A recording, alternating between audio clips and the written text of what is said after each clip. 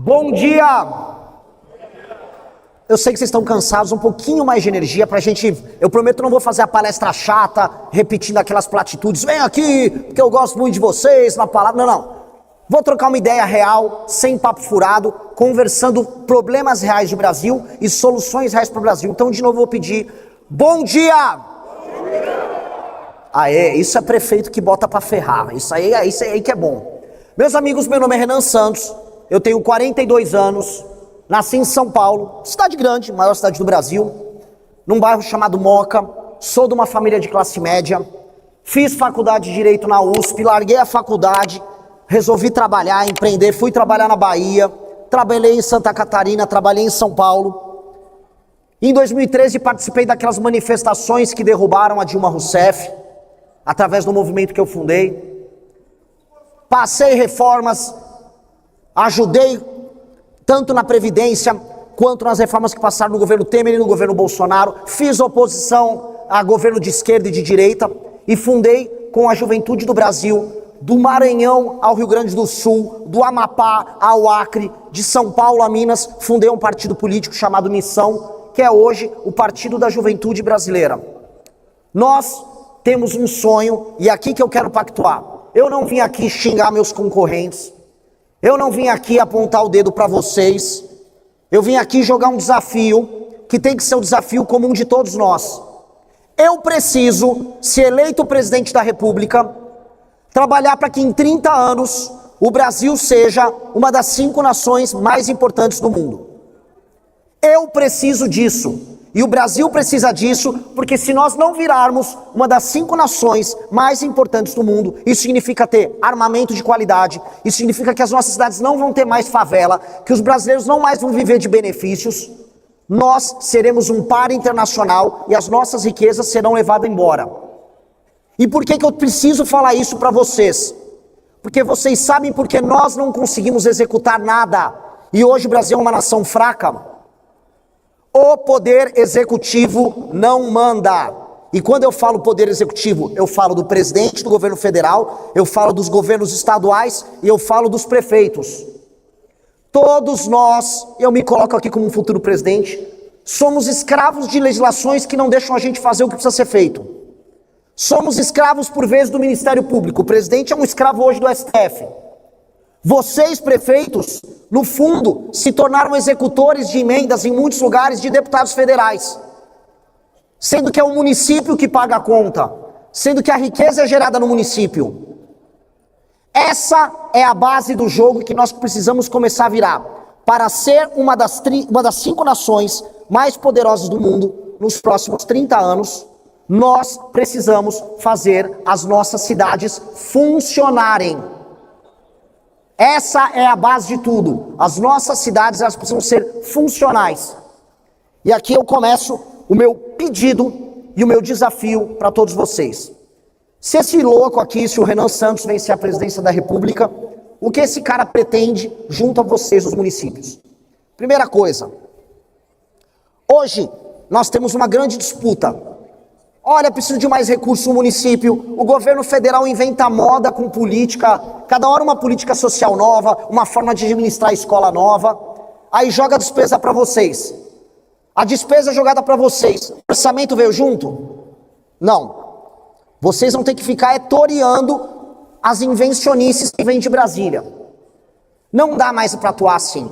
Os critérios que vão empoderar o município são critérios de desempenho e o município tem que começar a receber mais, tão logo ele bata as suas metas.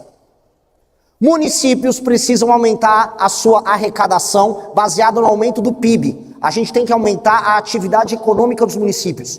E os bons prefeitos têm que ser premiados por aumentar a atividade econômica. Alguém já deve ter visto vídeos meus, entrevistas minhas falando certos municípios pequenos sem atividade econômica vão precisar ser mesclados a outros municípios. É polêmico eu falar isso aqui. Mas eu não tenho problema nenhum com um município que tenha 1000 habitantes sequer, mas que tenha atividade econômica e se autossustente. Muito município no Mato Grosso, muito município no interior de São Paulo, no interior do Rio Grande do Sul, é autossustentável do ponto de vista econômico, mas não recebe a sua verba. Ao mesmo tempo, muitos municípios na região Nordeste, eu pude rodar, rodei o interior do Ceará, rodei o interior do Maranhão, Eu vi os municípios sem atividade econômica, largados à própria sorte, dependendo de um presente, de uma emenda que um deputado manda para lá. Uma parte dessa emenda faz um show, o deputado se reelege e a gente fica vivendo num ciclo de pobreza. Qual tem que ser o meu foco como presidente da República para os municípios, especialmente os municípios menores, que não têm atividade econômica? O foco do presidente da República é articular a agricultura e os serviços e levar frentes de trabalho para que estes municípios passem a deixar de ser municípios que contam apenas com o Bolsa Família e com auxílios e passem a ser municípios funcionais do ponto de vista econômico. Vocês pagam a banda e quem paga a banda escolhe a música. Nós precisamos fazer os municípios que pagam a banda ter atividade econômica e serem premiados por isso. Nunca se esqueçam dessa frase: quem paga a banda escolhe a música. Quem paga a banda escolhe a música. Eu quero, nesse sentido, como meu foco é aumentar o poder do poder executivo, e eu estou falando de todas as instâncias, eu preciso libertar vocês de um jogo político que é perverso. E qual é o jogo político perverso?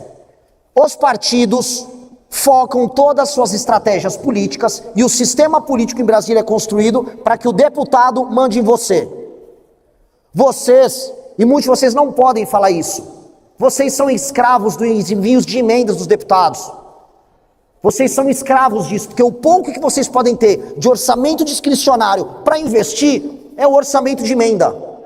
E o deputado quer definir isso junto, porque ele está pensando no voto que ele pode ter. O jogo tem que mudar. Os partidos têm uma coisa que é o fundo partidário e o fundo eleitoral. Todo mundo aqui conhece. Todo mundo sabe aqui como é determinado o dinheiro dos partidos, certo? É o número de deputados que é eleito.